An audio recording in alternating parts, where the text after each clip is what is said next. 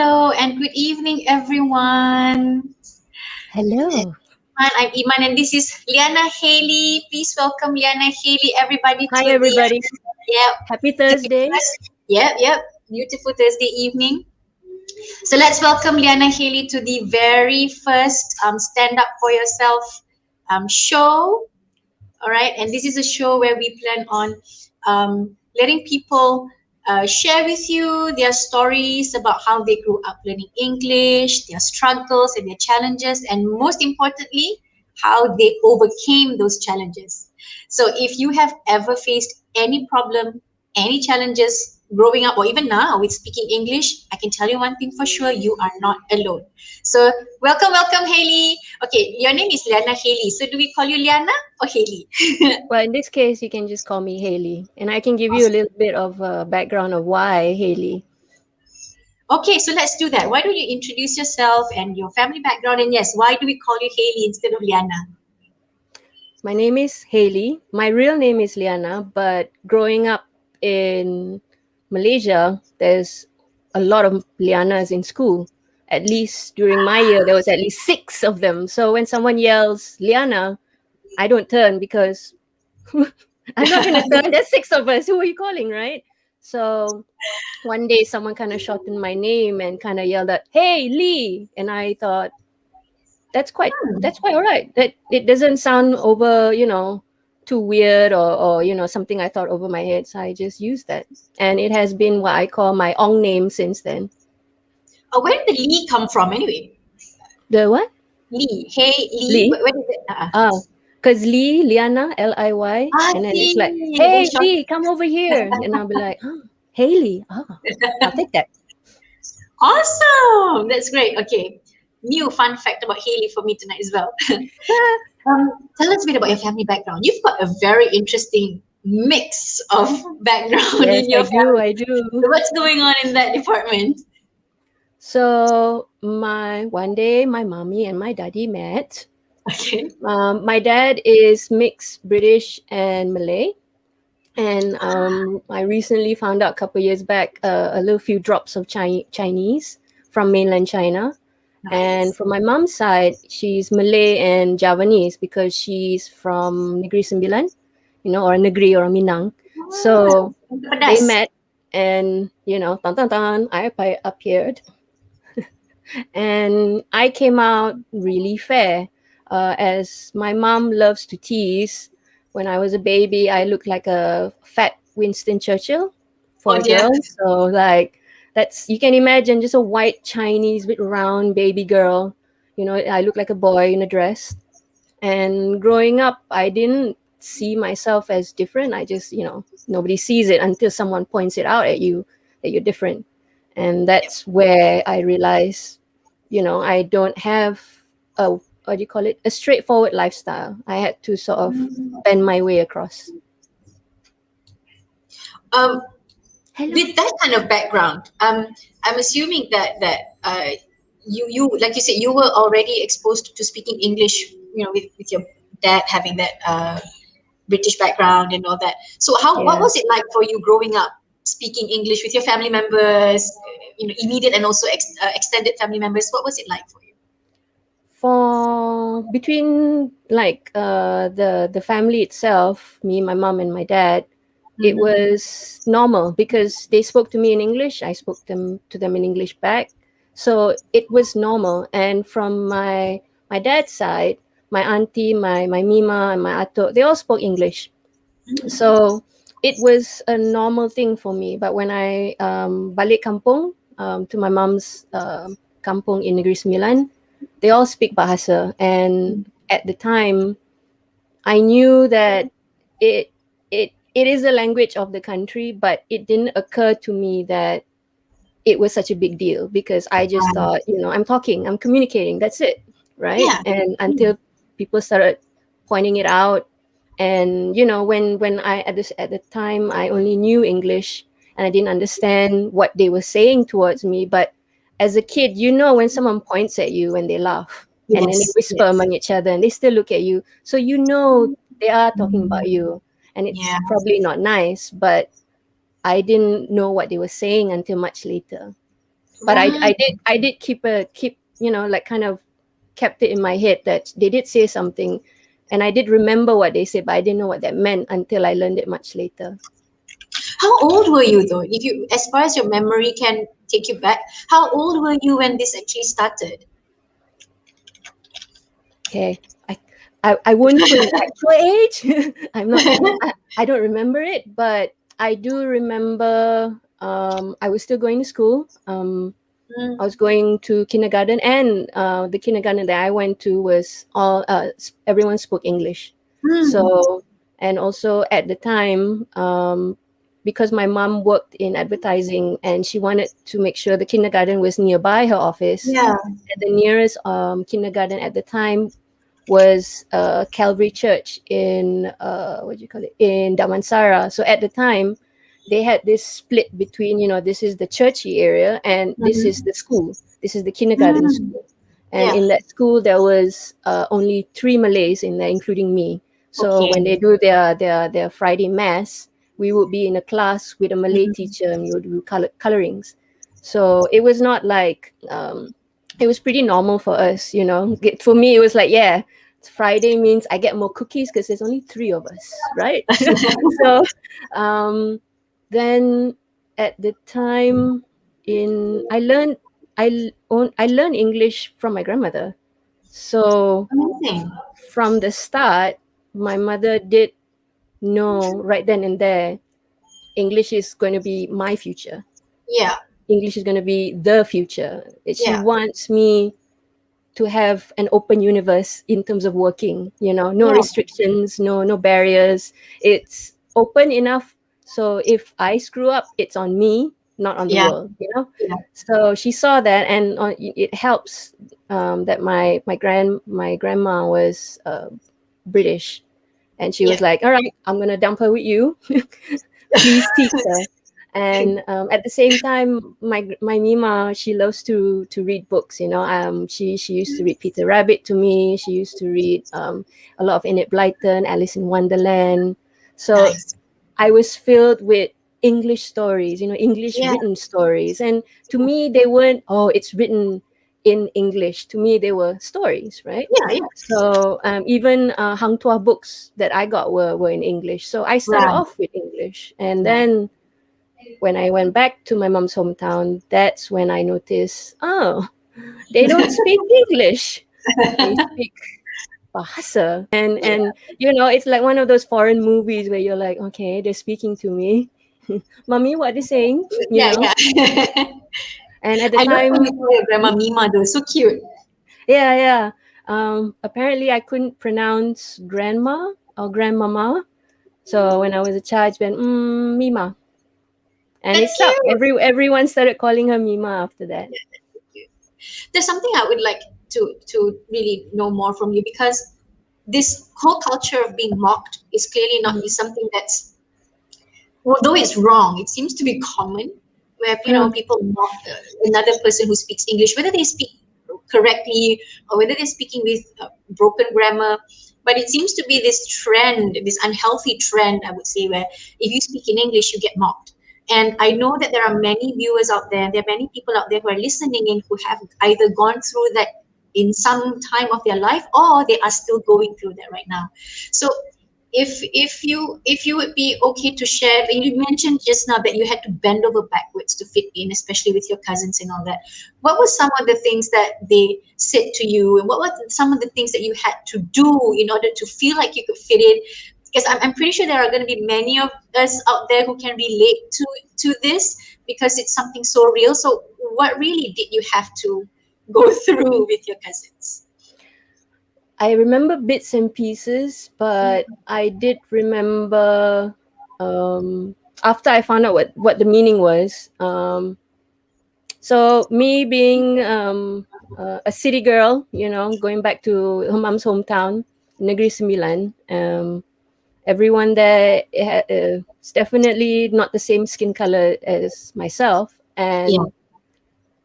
And because my mom had a specific way of raising me, like Mhm. she didn't introduce me to any sweet drinks. I only learned about Milo in primary school, when you go for your running. And I was like, what What? is that brown thing? It's like, it's just really nice cold chocolate. So Okay. she only fed me like water or milk or glucose, that time, the Mm-hmm. blue tin glucose. So I Mm-hmm. didn't know anything else. But when you go back to Kampong area, you have coffee, you have tea, you have syrup, you have syrup bandung. And I didn't understand. And to me, it was so sweet, So I would always ask for plain water or Yeah. ice water. And to them, they were like, oh, anak orang putih minta air putih. Ooh. Oh And my that became a gosh. common thing. Like, oh, every time I ask for water, my cousins would say, minah putih tu nak air putih ah. And I didn't know what that meant Yeah. until I learned bahasa and I went, oh, putih is white Yeah. mean. Yeah. Right. And for for a while, I wasn't how do you say? I wasn't confident to speak bahasa to them because Yeah. I wasn't sure what will happen if I do. That sense of hesitation. So for the time being, I just kept quiet. I sort Mm. of, oh, hello. Oh, that's my Ato. Hi, Ato. Hi, I Ato. love Hi, Miss that. Sylvia. So when I went and just go to kampong area and just do my thing, I would just keep quiet, speaking English, but I would keep my ears open to see what they speak of me. And it's Yeah. usually the same thing. Oh, anak orang putih or anak mak saleh. Si putih tu dah sampai, oh, si putih tu tak boleh makan pedas. And that was one of those, and Negeri Sembilan people, they love Mhm. this spice, they love it. The hotter, if you feel like you're going to hell, that means you're in the right rendang. And as someone who didn't grow up with rendang in the city area, I grew up with burgers and hot dogs, and it was not and my mom does cook rice and Malay food, but it was not spicy because I was too Yeah. young. It's a bit weird Yeah. to force feed a child Yeah. spicy food, right? But Exactly. in Kampong, it's normal there. Like for some reason, a 5-year-old can eat what do you call it, chili api and all that. So I was like, all right, fine. So whenever we eat rendang, and the first time I ate it, it was so spicy that I was Mhm. like, literally coughing and crying, and I was like, give me water, I need water now. Yeah. And my mom will give me water, but everyone will be like, orang putih ni tak boleh makan pedas. Ooh. And it kept piling on. Yeah. Everything that I did, they poked at, and particularly the spice, because to them, if you can't eat spice, then you're not Negeri Sembilan, right? Right. And I couldn't do much, and the only way I felt that I would be accepted is if I ate spice. So I force Mhm. feed myself. Oh I dear. at like 6 or 7, just trying to get used to the spice because At I six or knew that seven, I'm like you, right? yeah, but it's not like in a big tablespoon, but bit by bit, kind But of spicy is increase my spicy. At tolerance. 6 or 7. Oh my god. It was not a lot; it was just like a little bit because Yeah, it felt like it was the only way they would accept me for me. That if I right. just do what they wanted me to do or what they considered normal, and that's what I did. I increased my tolerance, and eventually I became the girl who could clean up a rendang pot because I love spice. But that's what it took. It took me a couple of Yeah. years to sort of build that tolerance to be accepted on that level, food level. I put that food level. Yeah. Um, but for the language itself, I had to slowly learn that if I go back to my hometown, my mom's hometown, I have to speak Bahasa. I can't speak English. Mhm. But what my mom told me whenever we go back, she said, you can speak to them in Bahasa, but you speak to me in English. Right. And from there, uh, apparently, which I found out much later, my mom, when she made that decision and she spoke to me in English, her sisters and her side of the family sort of pulled her aside and was like, "You shouldn't do that. Oh. She's first and foremost a Malay. She anak Melayu. She should first learn the mother tongue, which is Bahasa Malaysia. She has to." And my Mhm. mom just said, "No, I don't have to listen to you. She will have a great future if she has English in her pocket. Wow. She must learn English. She has to have the opportunity when she grows up to do whatever she wants rather than be limited to certain things just Mm-hmm. because of language. And she, no matter what they told my mom, she just said, no, I don't care. She's my daughter. I raise her how I want it. So without my mom, I don't think, like, she was just, like, steady as a rock. And most people who know her, she's quite scary. So she says, no, I'll do this my way. There's no fighting her. But, occasionally family would just, poke around and go, hey, she's Malay, can you at least speak to her in a bit of Bahasa? And my mom was like, no, go away. That's amazing. You know what? I would like to just pause for a bit and really acknowledge everyone who's right now with us. We've got Kiel Tang on LinkedIn. He says, hello, hi, Kiel. We've got Chris Chuang who said, what's crack-a-lacking, folks? Quite a lot. What's up? What's cracking? Yeah, and Sophia and Abdul Rahman's your Hi, grandpa. auntie. And Sophia's your My aunt. auntie. Your auntie. My Okay, dad's hi. sister. Hi, Hi, hi. auntie. Lina's joining The us. family's watching. And I love what Melanie said here, that mothers have a spidey sense of knowing what's best for their child, and that's true. Yes. Yep. And They can smell it from a mile. Sorry?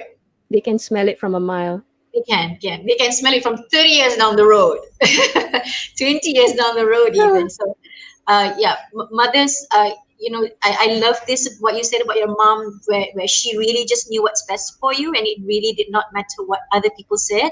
And I also believe that from what I'm hearing from you, it's because of your mom's support also that you were able to just shut everybody out and kind of find that balance of, when I'm back in my hometown, kampung, I speak in Malay, but when I'm with my mom, I can speak in English. So you still had that outlet, you still had that space for you Yes. to express yourself safely, yeah, even though you didn't feel safe with your other family members.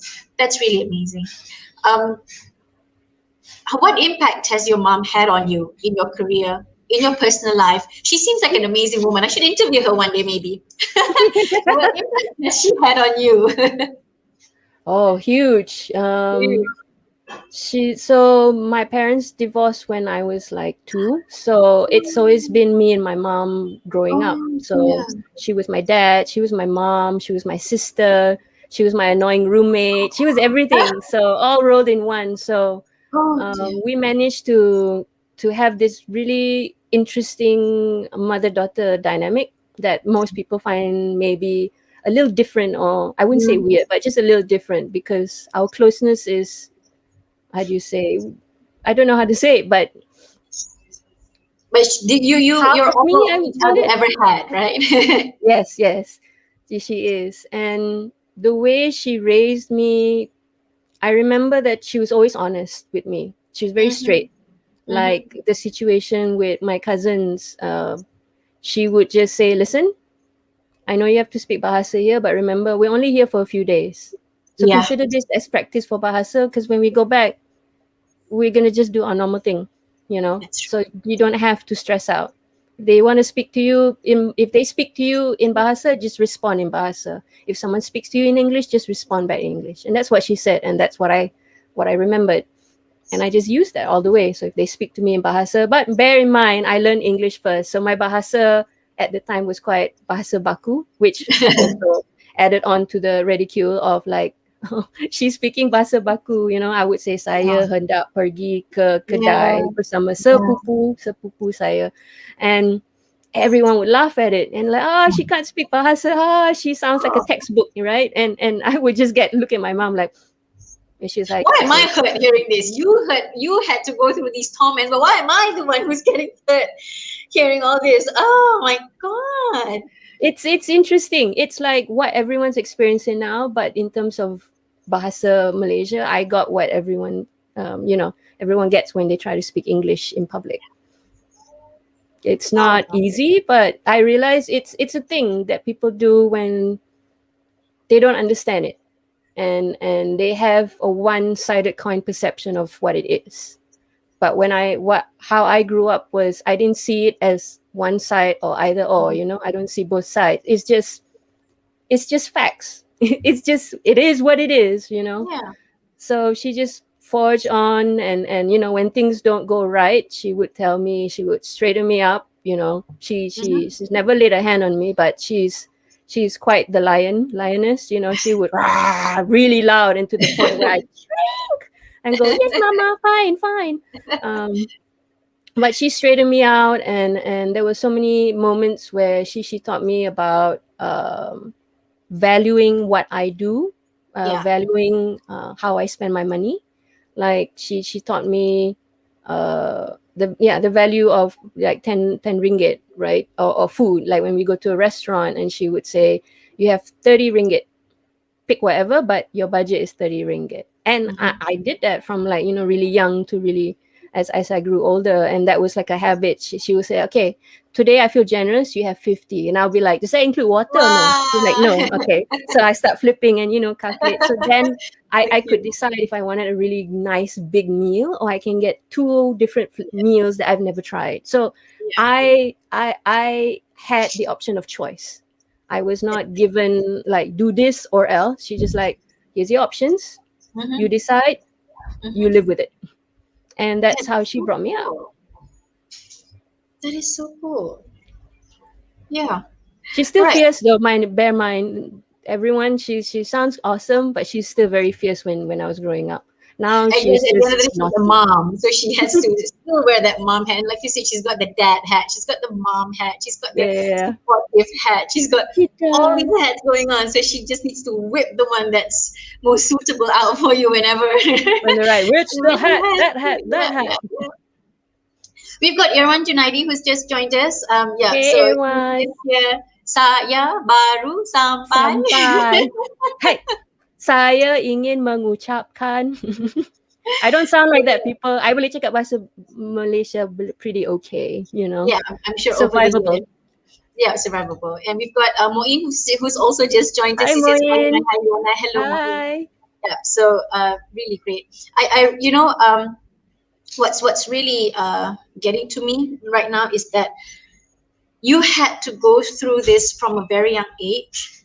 Yeah, Hmm. like you said, since you probably, so I'm guessing probably around 6 or 7 even, because like you said, when you were in kindy, it was already happening, and you had to try to fit in at the age of 6 and 7. So what's really what's really sad to me is that people around us are going through this at a very young age, at an age, and I so resonate with what you said when you say that you didn't even know what was going on. You didn't even know that it was wrong because you were a child. You didn't know any better, right? So you didn't know what was going on. You didn't know what they were saying, and it was only much later in your life that you really understood that they were making fun of you. And to think that you are not the only one, Yahili. You're not the only one who's having to go through these torments Hmm. and all these ordeals at a very young age. At an age where we are supposed to feel safe when it comes to learning. At an age where we are Safe supposed from to be able to family. explore. Yeah, family especially. At an age where we are supposed to explore, we're supposed to learn, we're supposed to enjoy, and everybody who's listening in, and any one of you who will be listening in after this is why I say that you're not alone. you know uh, Many other people out there are going through the same thing, have gone through the same thing at a very young age, and it cannot be easy as a child, 6 years old, having to ask yourself, like, what just happened? All I did was speak a language. Why are they laughing at me? Why are they treating me like an outcast? It cannot be easy. And I thank you for sharing that story, No because problem. for me, that's the thing that has to stop. We need to Yeah. allow kids to learn. We need to allow kids to feel safe, and it just breaks my heart to know that a child has to go through this. And but I believe that it's made you stronger, though. Yeah, yeah. You've grown up with a stronger mentality, you know so apart from your mom being your really rock solid support, how did you overcome? What did you tell yourself? How do you psych yourself to just let them be? So how did you come up with the strength to overcome all these mocking and heckling and sorts? I took what my mom kind of told me, that whatever that's happening, it's only at that moment. It's not till the end, Yes. It's not until you die. It's just at that specific moment. So just, endure that moment, because the Mhm. next moment you don't have to. I So love that. sometimes I would count the time, like, okay, I will be in my mom's hometown for about 4 days. So that would be 4 days of in Bahasa. I can do this, I can do this.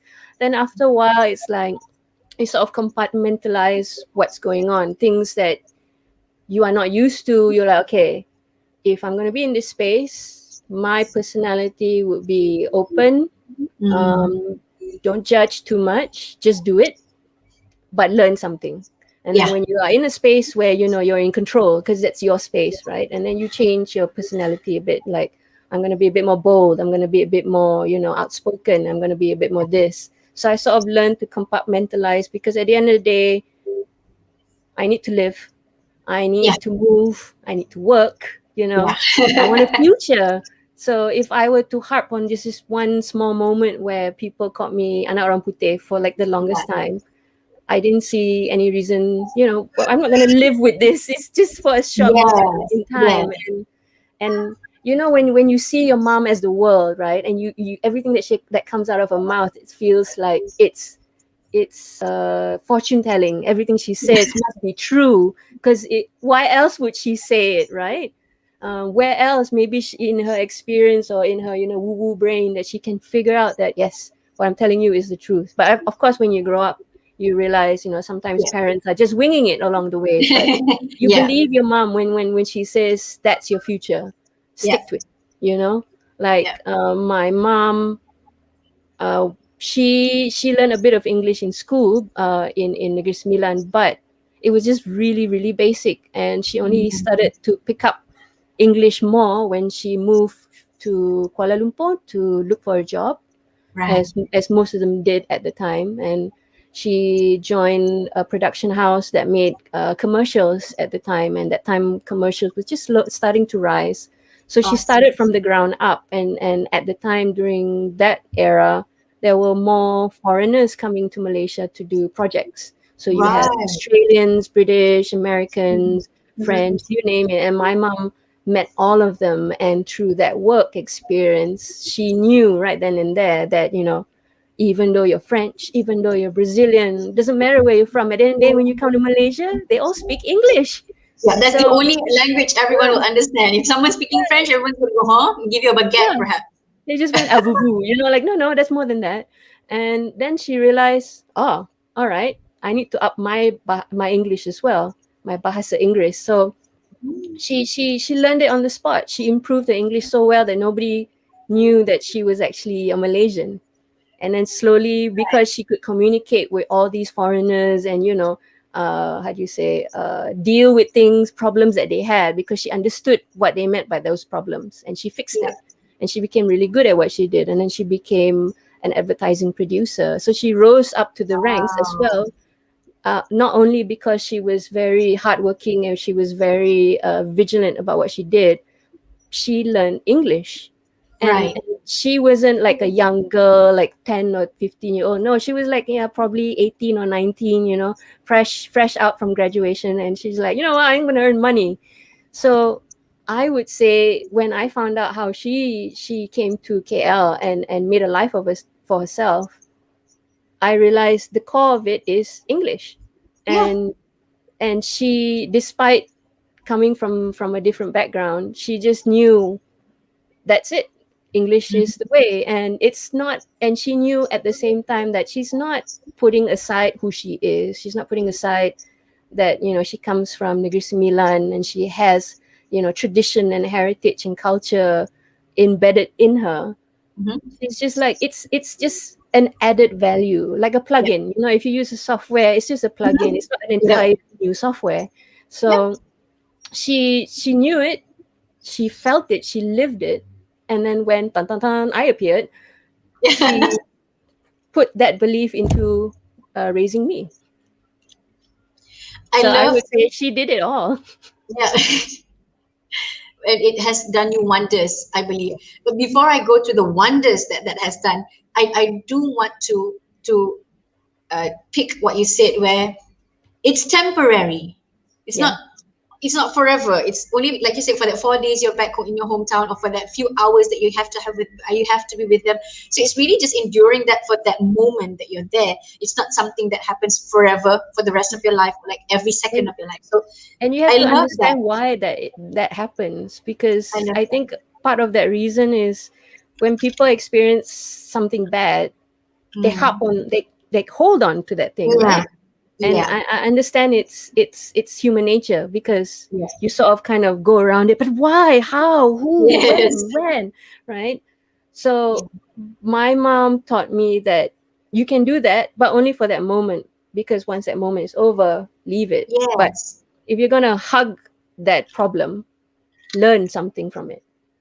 Love that so much. Even if you don't learn a lot, even you learn one item, it's fine. Just learn. It's like, oh, okay, next time don't don't say those naughty words, right? Yes. Like, you learn and you just pick it up, because you have to go one level up, one level up. You can't That's right. just stay in one level. Really awesome. Really awesome advice from your mom, and really awesome how you harnessed what she said and really turned things around for yourself, Ah, she which brings us to the wonders of Liana Haley. Tell us about what you do and how being able to speak in English has actually helped you in the industry that you're in.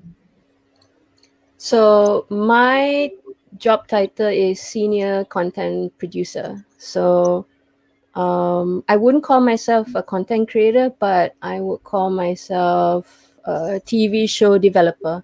What I do is I create formats, and programs, in a form of half an hour shows that you see on broadcast TV, on platform OTT platforms.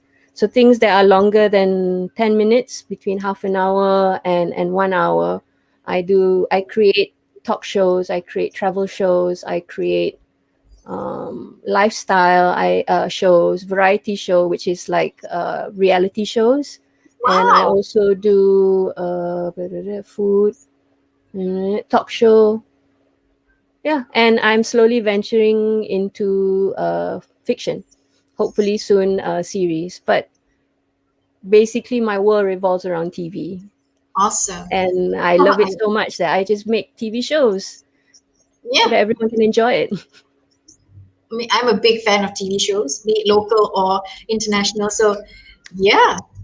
How has English, having the ability to speak, how has that contributed or helped you in this industry that you're in the TV production industry that you're in? Mm, when I started working, most of them were speaking in English. The upper management, especially the bosses and the clients, the models, the talents that you come across and work with, most of them speak English. And the vendors and whatnot are half and half. Some of them speak Bahasa, some of them speak English. But when you work, you end up being the middle person. So Mhm. you gotta, speak to your boss and then translate that to your vendors. Mhm. Mhm. Sometimes translate it in Bahasa, or simplifying what my boss said to the vendors in English. So English was the web, the spider web that connected Yeah. everything I did and everything that everyone else did. So it was, um, I wouldn't call it common, but it was kind of like you come in and you're like, hello, hello, and all right, we Yeah. all speak in English. We Yeah. write our emails in English. We Yeah. complain in English, in Yeah. English. From what I'm hearing, also it was the bridge to communication, like bridge Yes, to communicate and get messages across. And yeah, thank God for your skills, so you were able to be that bridge and make yes, things happen and make things move. That's yes. amazing. If not, nothing will Tell us happen. about the awards. Come on, Haley, you gotta talk to Uh, us about the awards. I mean, a girl who grew up in an English speaking background, terribly mocked by family members, having to bend over backwards for just to fit in at 6, 7, 8 years old. Now with international awards, you need to tell us about that. well, when I started, thank you, KL. I just saw that. Thank you. So when I started my first full-time job, which was in a broadcast station, um, I had basically I have a high active imagination, and Mm. when I joined 3 months after I joined that broadcast station, I won my first award, and something I uh, it was not something I went after. I didn't even know there was such a thing, to be honest. I just did what I did, and I Yeah. assume no one has done it, or this sounds good in my head. Yeah. So I just produced a 30-second, no, a 1 minute stop motion video. And at the time my boss wasn't around; he was in Indonesia, and I just submitted it and got help from a few people, the experts on the thing, because at that time I was just a junior, and Hmm. I knew a junior can't make what I have in my head happen. I Right. needed seniors, right? So I Right. pulled a few people, kind of found a way to sort of, how do you say, entice them, which I now realize is bestowing your belief on what you believe on something to someone else, so that they Yeah. feel compelled to help. And that's what I did. And in the end, I received my first award because of what I did. And the recognition it got, it was quite surprising. In when I got it, they were like, "Oh, you're the one who did the stop motion, oh, congratulations!" And I was just like, "Who are you?" Who are you? And then my boss would say, "Oh, that was the CEO of so and so." I'm like, "Oh, how Wow. do they know my work?" I thought, because from what I saw is everyone do their work and put it up on air, and that's the end of it. But for some But you reason, won the award. Clearly, they yeah. knew. And then slowly Wow. my boss was like, looks like my department can create awards. So he made it, not to say a mission, but it was something that we should aspire to try and to do Yeah. something out of the norm, to do Yeah. something that is beyond the status quo of doing what we do. And for most of the awards, I won it for doing promos. Promos, Wow. TV show. When you have a TV show, and when you need to know when the show is, every Thursday and Friday at 10 p.m. only on Mhm. AXN. So that's what I Mhm. used to do, the 30-second promo videos. And a lot of them, we had the opportunity to do it as a how do you say, a working family, that Yeah. we create things basically from zero. We were like, oh, let's do this. Oh, let's play with fire. I was like, oh, yeah, that's a good idea. Let's play with fire.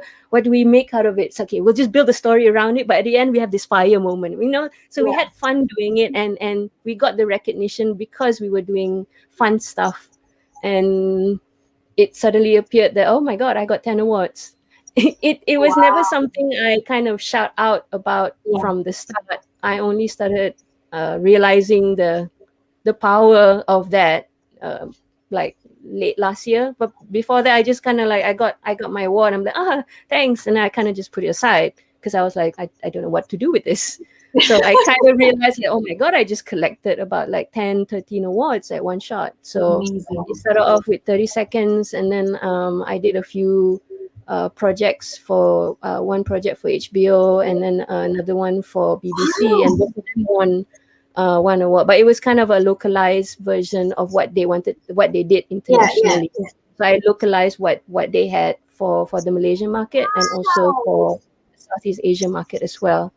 And because I could speak English, and because I learned to communicate. And this is where it got interesting. I got assigned to do a travel show called Travel, and my job was to create the content and to make sure, what I know exactly what happens in App 1, App 2, App 3. So I Mhm. plan it out, I figure out what to do, I get people to help me to organize it, to arrange it, call this agent, call apa, call that museum, and call all this. And at the end of it, I started traveling and do travel shows for Southeast Asia. And as I traveled to other remote places, like, further up in Vietnam, for example, or, somewhere deep in Cambodia, or, in a remote area in Myanmar, they all knew at least a few words in English, and it was this interesting moment where I knew so much, and I had to numb myself down and, go back down to basic Yes. English to Yeah. communicate Yeah. with them. And Yeah. that's where I realized I was not only flexible, but I realized that people outside there wanted to learn English, and Yeah. they were just excited to meet people like us who speak fluent English, and they were just so eager to speak to you in English because they wanted that practice. And it was such a refreshing feeling because in Malaysia, everyone's so afraid. Everyone's kind of like cocoon. Everyone walks around like this, doesn't want to Mhm, speak. mhm, yeah. In other countries that I visited, they were like, "Oh, hello, you speak English? Where do Mhm. you want to go?" You know, and I Wow. love that feeling. And I'll be like, "Oh, I want to go here," and I'll be like, "What's your name?" And they'll be like, "Oh, my name is," and they get so excited, and I feel so. It's so infectious that they get so excited, and I'm just like, I want to talk to them more because I think they just get so happy whenever they have someone to speak to, someone to kind of bounce off what they learn. You Yeah, know. yeah, So everywhere I went, people kind of love speaking and having short but interesting conversations with yeah. me. And through that as well, I was able Amazing. to. They gave me different access because of my what they perceive as, well, I also perceive, I guess, as friendliness. Because to me, I was Yeah, just like, I see what you want. yeah. I'll give it to you because it's free. You just want someone to speak English with, and I'll do that. And they were like, oh, you're gonna do this, right? You should go record this because in. And then they'll tell me the history of this statue, and it's like, oh, it's not in the internet. All right, I'll write that down. So it was That is just so beautiful that amazing. everyone outside of Malaysia are dying to learn English, dying to Yeah, try out what they learn on yeah, TV, what they heard on music, what they see in yeah. movies and what they see from other foreigners speak. And Mm, and most of the time they just want to try. And yeah, when you give them that space, you just don't speak to them like how they speak to you. Just go, hello, yeah. what's your name? And then they get like, oh, my name is, and So you're I get excited. that That's sense of so excitement as well. cute. Yeah. Wow. It's wow. Like I said, from people telling you that you want plain water to getting people around the world excited to Yeah. speak with you in English. That's just wow. We've got a few comments here. I'm just gonna quickly go in. Like Moeen said, wow, that's a lot of awards. Yep, it is. And KL Tang said 10 awards. Wow, definitely a real wow. So we've actually we've come to the end of the show as well. So if there's one message, right, that you would say to everyone else who has been mocked before or are still going through being teased and mocked for speaking in English, what is one thing that you would say to them? What's your message for them? Do you want a future? If you want a future, I you love should that. learn to know other things beside what you grew up with. The world is huge. The world doesn't revolve in your house. The world does not revolve in Malaysia. The world is huge. You are a speck, and the world is ready to teach you. The world wants you to know what they have to offer. And all you have to do is learn English. It's just the first door. And you would see that the world is so much more beautiful. The world is so much more enticing and passionate and dreamy. It's one of those things that even TV cannot give you the same experience. You watch Sex in the City, for example, and you go, oh my god, New York looks amazing. Yeah, New York looks amazing. Don't you want to visit there? don't you Yeah, don't you want to one day, order a hot dog from the hot dog stand or something? They speak yeah, English, and for goodness sake, you all are eating things, fried chicken and all that. Everyone eats that too. So why can't you treat language like food? Some people eat nasi lemak and some people eat hot dog. But yeah, they people can eat both. What's wrong with that? yeah. At the end of the day, do you want a future? Because if you Wow. do, there's nothing wrong with learning something new. And no matter what people say, if they make fun of you and you don't feel safe to even try, find somewhere else. I'm not saying leave, but more like, Yeah, if you can't speak to your family or your friends, find someone else. Go speak yeah, yeah, to, I don't know, be brave and speak to a stranger. Here's a yeah, tip that I learned while traveling as an introvert. When you speak to a stranger, they don't know nothing about you. They don't know your yeah, history. They don't know all your smelly stuff, your good stuff, your sweet stuff, your horrible things that you did, horrible things that have been done to you. No one knows it. And that's the best part. You start fresh whenever you speak to a stranger. So start with a stranger if you can, because they don't know much. And you will feel much more safer to do that conversation in English. Really amazing. I've got chills down my spine again. The post this morning, I got chills. I'm hearing you again. I got chills, and I'm like typing what you're saying as we go. Like, I'm like, this is really, wow. I love that. Yeah. That's where the future is. But I specifically love what you said about speaking to strangers, because they don't know anything about us, and so they don't judge. They just speak. Yep. Yeah. Amazing stuff, Haley. We've got Sophia, who says, your aunt, who says thank you, Ethan, Eliana, for an Thank you, interesting Auntie. talk. Yeah, KL says agree with you, Haley. Such amazing things. Thank you so much, Haley, for agreeing to do this. Thank you so much for sharing. Thank you for your really wise words. Your mom has done well with you, and you've Yes, I think, fan her. I think she's pretty proud of that. She's like, I know. yeah. But I think what's most important, Haley, is that you have embraced everything that your mom has given you, and you've made it your own. You show it, you do it. You are a living proof of what greatness can be, regardless of what life was before. So it's never about how or what we were before or what we went through before, but it really is about what we are now, who we want to be now, and what we're going to make of who we are now. So what's done is done, really. But it's really now Right. that's really important. So we get to start fresh. Like every day we meet new people. When you get a new job, you meet new people. When you go out, you meet new people. So that's how fresh start, and there's really nothing to be afraid of. I love what you say there. There's really nothing to be afraid of. Okay. It's true. Awesome. Thank you again, Haley. So, hello, This dinosaur. is a special request from Chris. Hey, Chris, it's a dinosaur. So she did say here, Liana, time to show the dinosaur. What's up with that? Real quick, 30 seconds. What's up with the dinosaur? Every time I go on air, I kind of bring this out, and everyone seems to enjoy it. So Where this did is you my get big that Tumblr. Universal Studios. I love Jurassic Park so much that I insisted that my mom would buy it for me. I think I was like 20, 28 or something. I was like, Mama, buy this for me. You have to buy it for me as your daughter. And she did. So I'm like, yes. There's the dinosaur, in case everyone's wondering. Alrighty then, Liana, Haley, Liana. So now I'm getting your names confused, because some are calling you Liana, Both some are are calling you fine. Haley. Both are So, fine. I still thank respond. you so much. Thank you so much to all my viewers, to everyone else who will be listening in. I hope you've learned something from Haley. Remember, you are not alone. Doesn't matter what people say to you. Doesn't matter what people do to you. Stand up for yourself, because in Haley's own words, do you want a future? Right. With that, everybody, good night. Thank you so much. See you again at the next show. Happening soon. Good night.